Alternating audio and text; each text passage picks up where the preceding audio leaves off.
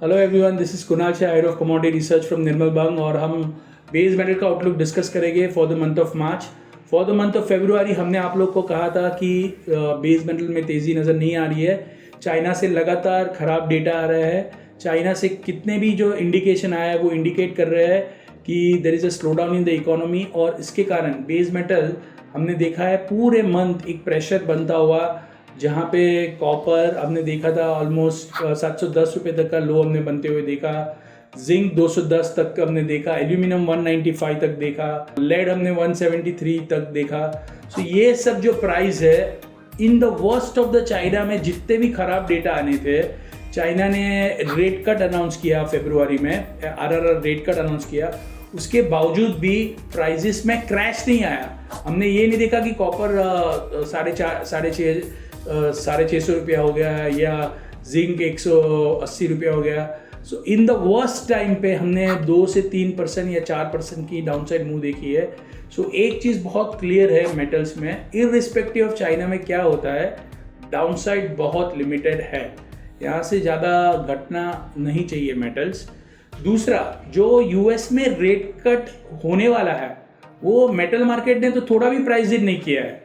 आज भी आप देखेंगे कॉपर 6 महीने पहले भी 725 का भाव था, आज भी 725 का भाव है।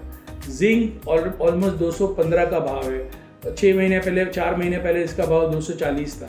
सो सब मेटल नीचे मिल रहा है।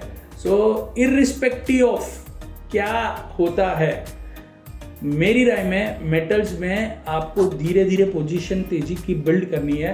कॉपर 710 के नीचे नहीं जाएगा, जिंक 210 के नीचे नहीं जाएगा, एल्यूमिनियम 197 के नीचे नहीं जाएगा, लेड 175 के नीचे नहीं जाएगा, और in the month of March conservatively 740 से 45 कॉपर जा सकता है, 225 रुपया जिंक जा सकता है, 207 से 208 रुपया एल्यूमिनियम जा सकता है, 184 185 लेड जा सकता है। क्यों ऊपर जाएगा? बिकॉज मार्केट धीरे धीरे एक चीज को डिस्काउंट करना स्टार्ट करेगी, that the monetary policy in US is going to be easier going forward, and that is not priced in metals.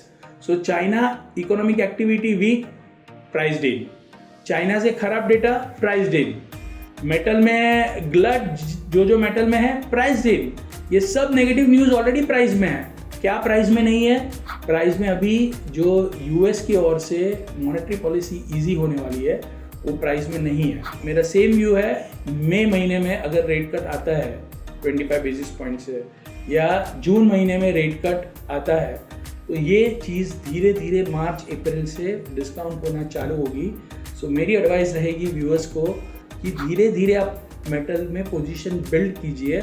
आपको शायद इमीडिएटली रिवॉर्ड ना मिले या थोड़ा नीचे भी जाए तो डरिए मत, आपको नेक्स्ट मंथ इसका डेफिनेटली रिवॉर्ड मिलेगा। मुझे लग रहा है मार्च और अप्रैल महीने में, मार्च में ग्रेजुअल रिकवरी और अप्रैल में तेजी। सो मैं बेस मेटल में तेजी के लिए रिकमेंड करूँगा।